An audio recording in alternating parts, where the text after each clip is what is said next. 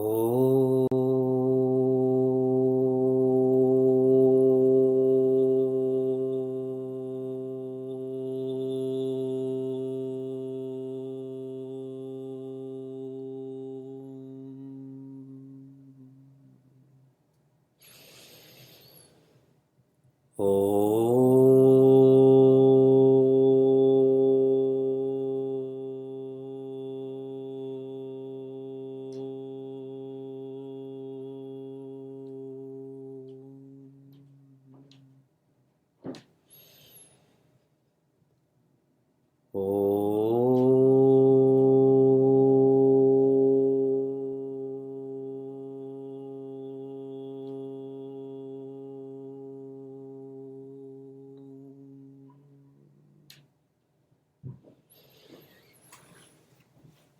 Om Vakratunda Mahakaya Suryakoti Samaprabha Nirvignam Kuru Me Deva Sarvakaryeshu Sarvada Saraswati Namastubhyam Varade Kamarupini Vidyarambham Karishyami Siddhir Bhavatu Me Sada Gurur Brahma Gurur Vishnu Gurur Devo Maheshwaraha Gurudeva Param Brahma Tasmai Shri Gurave Namaha.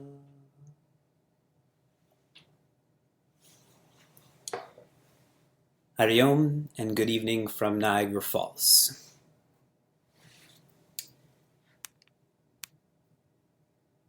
Can you all hear me and see me because everyone is frozen right now? You can hear me and see me? Okay, good. Srimad Bhagavad Gita is the scripture of Sanatana Dharma. We refer to this as Gita, but you see it's Bhagavad Gita. It's a divine Gita. And not just that, it's Srimad. In other words, this divinity is an expression of virtues. And every single one of us has a relationship with Srimad Bhagavad Gita. Some of us look at Gita just like we would look at a profile. We know how to spell Gita, we may own a copy of Gita, but it's nothing more than that. Some of us flirt with Gita. We pick Gita up once in a while and we page through it, but then we leave it. It's just a casual relationship. Some of us date Srimad Bhagavad Gita. We date her in the sense that him or her, in the sense that we pick up the pages and we read regularly, but we just read. We don't apply it any more than that. In the dhyana shlokas that are studied prior to Srimad Bhagavad Gita, Madhusudana Saraswati says Gita is Mata. She's a mother. You can keep turning your back from her again and again and again, but she'll always be facing you. And when you turn towards her, she won't hold herself back. She won't judge you. I was leaving Chicago today to come to Niagara Falls, and I saw on a bus a sign that said, never give up until they buckle up. Never give up until they buckle up. Referring to kids who are screaming because they don't want to wear their seatbelt, and on and on and on. I want you to take that same message and interpret it towards what we're doing right now. You may have seen Gita's profile, you may have flirted with her, you may have dated her, but never give up. At whatever stage you are in life right now is the time to see her as a mother, to treat her as a mother, to surrender to her as a mother. And I appreciate that you're all doing that. I had read another sign recently that said, we spend $100 on our kids' shoes, but we spend $10 on their head. And it was an ad for bicycle helmets. You know, that's if we buy a helmet for our kids, and if we do, the cheapest one. But all of you you have understood and appreciated how important self-development is. That your head is more important than your feet. And if you look around in our class right now, we have 120 cameras, and the 139th person just registered for the course. We have people of all ages in our class, and it shows how much people are, again, treating Gita as a mother, giving importance to our head. If you review yesterday, if you think and review today, I'm sure there was many moments where you felt discomfort, physical discomfort. There was many times when you felt disturbance. You were mentally disturbed and intellectually distressed. Just over 36 hours. And even when the context was perfect, like right now in the Northeast, it's quite warm, but still disturbance and distress is discomfort. The message of Srimad Bhagavad Gita is put in one quarter, a pada, and that is, na anushochanti panditaha. Na anushochanti panditaha. The first shloka in which Bhagavan Krishna begins his teachings is shloka 11 of chapter 2. And this is the last quarter, and he tells Prince Arjuna, panditaha, the wise. And this is plural. He's not referring to one wise person. He is saying those who are wise. Anushochanti. Shochanti means suffering. In English, it can mean grieving, but if someone was to read, we shouldn't grieve. But when we lose someone we care, when we lose a cause that we care for, there could be grieving.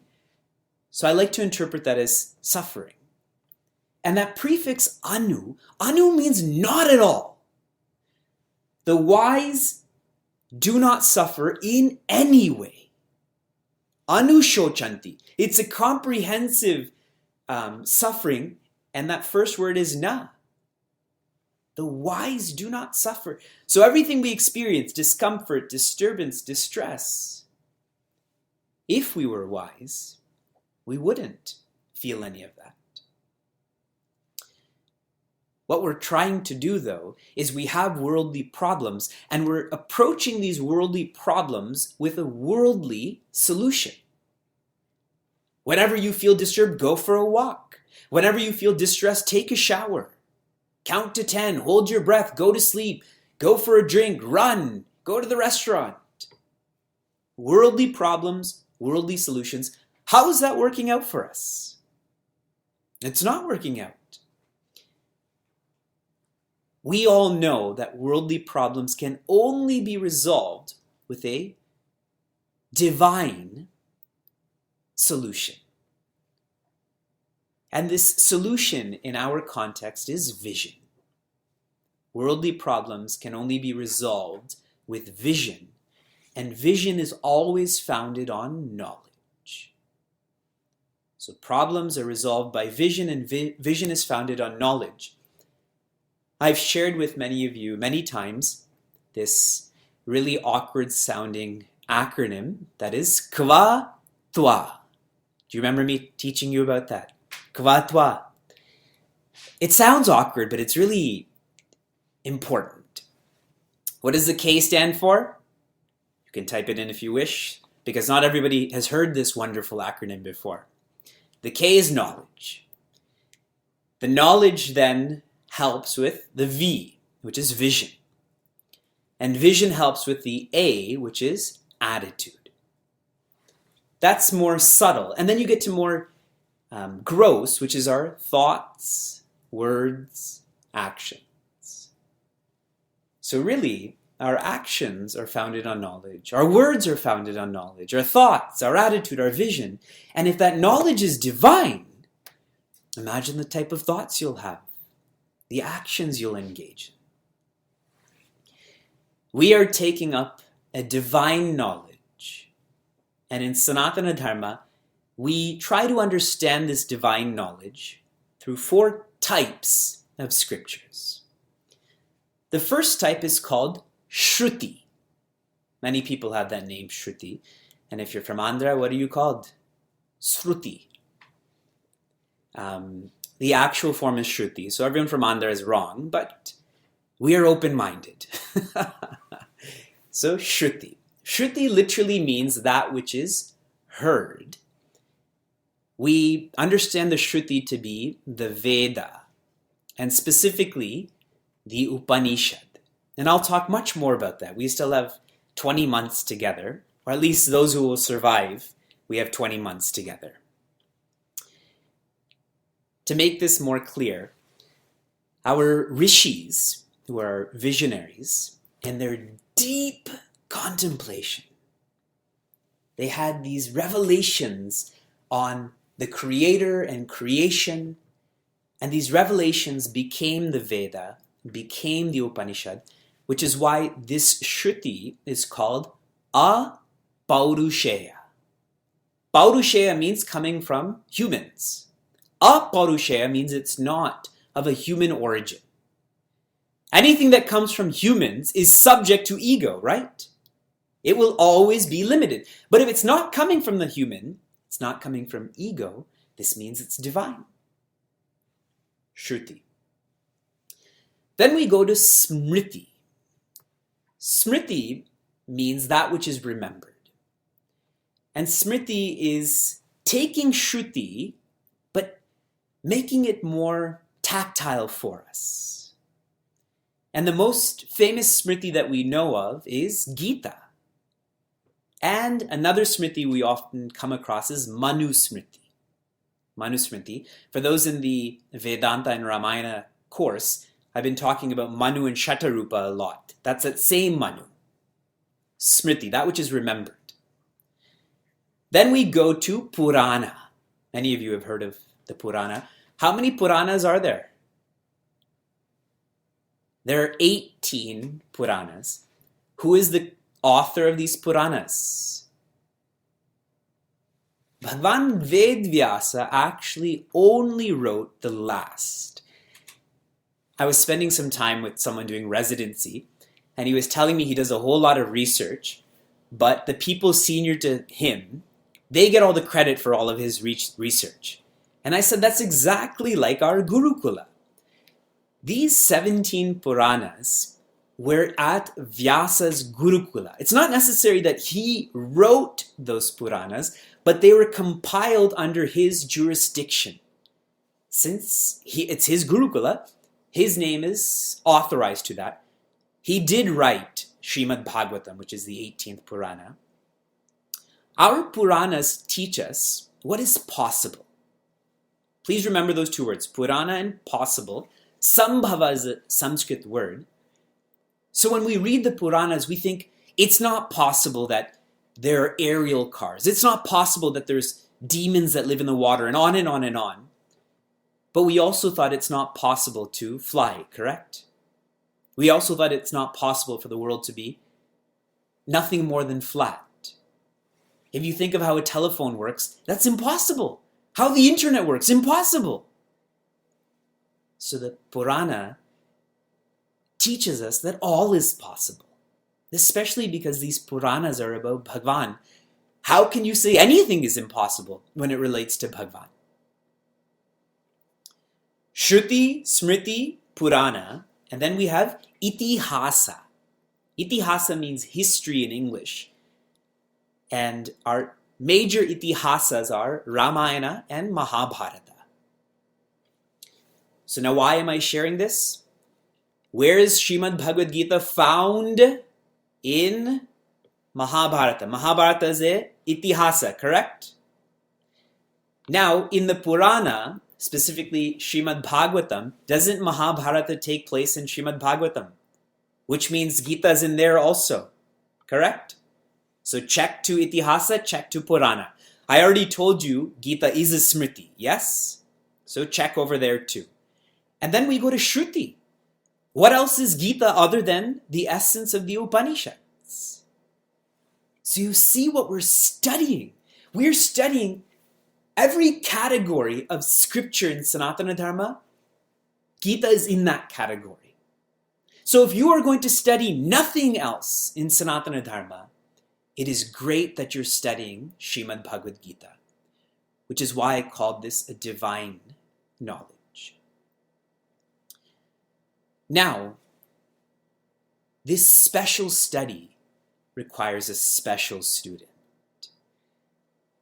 And I'm not going to comment on the students in our Srimad Bhagavad Gita course, but metaphysically speaking, the fact that you're in this course right now, you are a special student. How many people live in your cities? How many people know about our Bhagavad Gita course? But only you are in this Bhagavad Gita course. Prince Arjuna is one of 5 Pandavas. The Pandavas have a huge family. But Bhagavad Gita, Srimad Bhagavad Gita, was only taught to Prince Arjuna. And I'll tell you why. This all took place truly in Shloka 7 of chapter 2. In Shloka 7 of chapter 2, Arjuna goes from familial with Bhagavan Krishna to Bhagavan Krishna being his guru. From family, a very casual relationship, to guru. And I don't want to say formal in the way we understand formal, but respectful, loving, reverential. It is in this shloka where Prince Arjuna tells Bhagavan Krishna that I am your disciple. He stops saying I'm your cousin. He stops talking about memories. He says I am your disciple. In this shloka, we see what the qualities of a special student are, and I will give you 3 of those qualities. Quality number 1. In this shloka, we see a special student is one who is honest. Prince Arjuna openly, wholeheartedly talks about how much he is suffering. He is through discomfort physically, disturbance mentally, distress intellectually. He's falling apart. Honesty and humility. He tells Bhagavan Krishna, guide me definitively. He's not saying just hold my hand or comfort me. He's saying guide me. I don't know what I'm doing, and unless you guide me, I'll never know what I'm doing. Humility. And the third is hope. By surrendering to Bhagavan Krishna, it's not he is letting go of small power. What he's doing is assuming all power. Whenever we think of surrender, it's always in a, oh, I give up, oh, now I'm going to be small, and so on and so forth. Surrender in a divine way is, I'm not interested in the micro, I want to merge with the macro. That is a message of hope, where the jiva merges with Ishvara. So I ask all of you, are you an honest student? You just think for yourself, okay? You don't have to answer this question. Are you a humble student? And are you a hopeful student? Now that's about the student. Now we shift to the teacher. To study this special knowledge, you need a trained teacher. A trained teacher is one who has studied all of this knowledge and is able to see the full picture. When one is able to see the full picture, if there's a reference point between the beginning and end, because they've studied the full picture, they can tell you this reference point. They can use examples and on and on and on. But if you haven't studied the full knowledge, the full scripture, then one is only speaking and not guiding. There's a big difference between speaking and guiding. It's like a website versus the actual site. Swami Tejomayananda always shares, a website gives information, the actual site gives inspiration. There's a major difference between information and inspiration. So training is required. If all of us were to go to Patagonia together, now maybe one or two of us in this class have been to Patagonia. It's unfamiliar terrain. It's unfamiliar language. We need someone who knows that terrain and language to guide us. Otherwise, we will just be miserable and we'll miss out. And we know that with the world, the same applies with this study. And to understand Srimad Bhagavad Gita, any divine knowledge, you need to study this from many perspectives. That's why I'm very appreciative that many of you are in the Moha Mudgara course also. Many of you are in the Vedanta and Ramayana course also. You will understand Srimad Bhagavad Gita better because of that other study that you're doing also. When I speak to all of you, and we haven't even gotten into the content really. This is not even chapter 1. This is chapter 0 of Srimad Bhagavad Gita. We've now created chapter 0. When I speak to all of you, this is coming from 5 commentaries on Srimad Bhagavad Gita. Acharya Shankara's, Madhusudana Saraswati's, Paramahansa Yogananda's, Swami Chinmayananda's, and Swami Tejomayananda's. And I'm able to understand a shloka 1% because I get to see it from 5 perspectives. And if I studied it from 10 perspectives, maybe I'd know it 2%. So special knowledge, you need to be a special student. Special knowledge, you need a special teacher also. As we connect special students with the special teacher, and this special teacher is not me. The special teacher is Lord Krishna and Swami Chinmayananda. We must internalize what we are studying. And that's a word that we don't really comprehend. In a worldly way, it means we have to go deeper. We have to talk deeper. We have to think deeper. Like when you look at a person, do you look at their gender or do you look at the fact that they're a human? That study that I've referenced many times, Northwestern University did a study, and they found that people who talk about weather and politics, their conversations are much more clear, but they're much less meaningful, much less joyous. Whereas people who talk about history or ideas, much more confusing, much more complex, but much more fulfilling. Now we're talking about the oldest knowledge, the most complex knowledge, so certainly we should be the happiest then, right? So even if you leave each class more confused, you'll still be happier. Fine. Go deeper. And I'll help you, okay? The Kauravas and the Pandavas are one. They are a family. Like a husband and wife, like siblings, like cousins, they are one.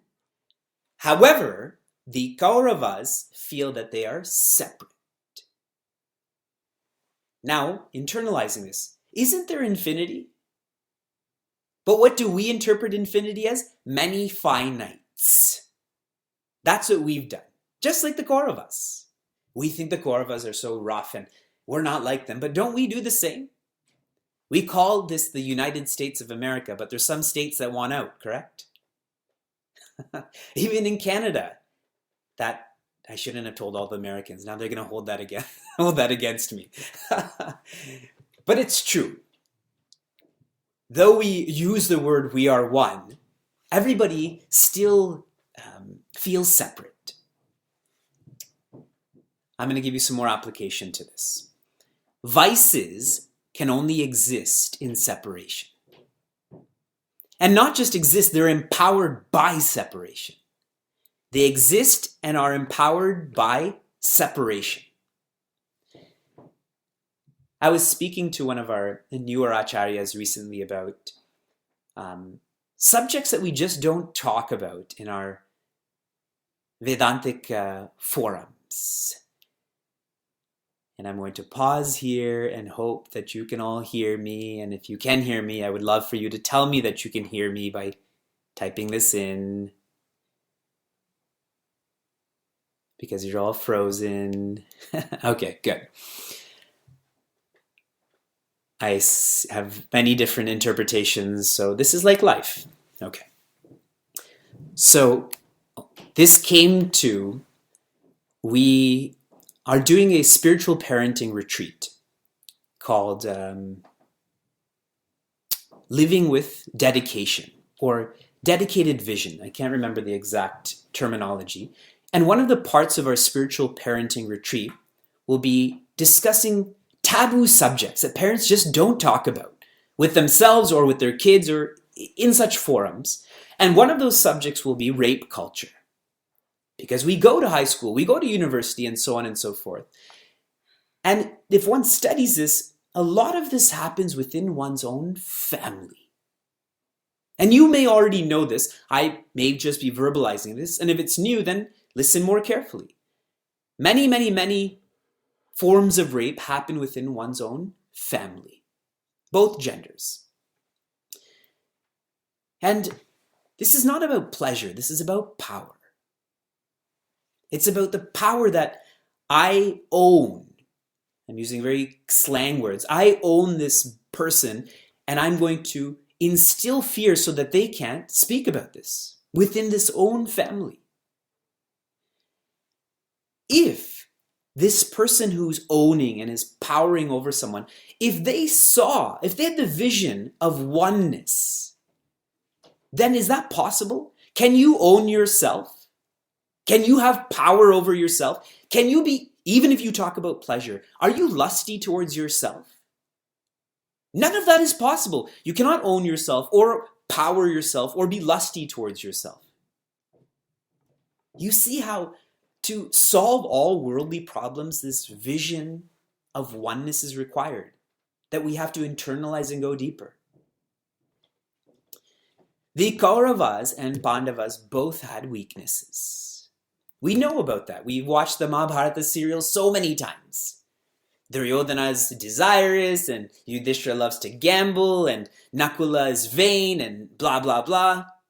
They all had weaknesses, but the difference between the Kauravas and the Pandavas is that the Pandavas asked for help. The Kauravas in their weaknesses never asked for help. They were dishonest. They did not admit. But the Pandavas were honest. They admitted to their weaknesses. They asked for help. I remind you again of Shloka 7 of chapter 2. Arjuna says, I am weak. I need help. And taking this to Ramayana, the Rakshasas had intense concentration power. If you hear of the tapa that Ravana does, that Kumbhakarna does, that level of concentration we can't touch. But the Rakshasas didn't have purity. Concentration, yes. Purity, no. Which is why when they were blessed by Bhagavan, it was always to control others. It was never to serve others. It was to control others. You all know about Bhasmasura, correct? That's like a favorite Balavihar play about Bhasmasura. And I love reading about this or hearing about this, how when Bhasmasura meets Bhagavan Vishnu as Mohini, Mohini tells Bhasmasura, I'll only marry you if you're a good dancer. And so you see how so much concentration, but so stupid that this is the qualification for marriage, if you're a good dancer. So he says, fine, how do you know? So she starts dancing and he has to follow that. And then finally she takes her hand and puts it on her head. And what does he do? He does the same. Bhasma. A lot of concentration, but no purity. I see that a lot with people who love electronics. Hardcore concentration, no social skills. Poor hygiene. Don't know what's going on in the world. I'm not calling them Rakshasas, but if you interpret that, that's for you to interpret. In the war that's about to begin, the Kauravas are greater in number. The Kauravas are like preya. Preya is minimum happiness, minimum time, minimum people, minimum ways. All minimum. Shreya is the Pandavas. Lower in quantity, but higher in quality. Maximum happiness, maximum people, maximum time, maximum ways. Now, if you think of the thoughts that you have, we tend to have more thoughts towards preya than shreya, by quantity. You have more thoughts that say sleep in than wake up, correct? You have more thoughts that say, yes, I'm finished with dinner and I can't eat anymore, but if there's dessert, yes, I can eat more. More preya. That's a fact. But if you can make your shreya like Arjuna from chapter 18 of Srimad Bhagavad Gita, preya doesn't stand a chance. So don't think that Mahabharata's itihasa only. Yes, it is historical, but it's present tense also. That's the kind of student you need to be. You need to be a special student that it internalizes, that deepens, that always brings the subject to you so you can understand, and so if you understand, you can practice.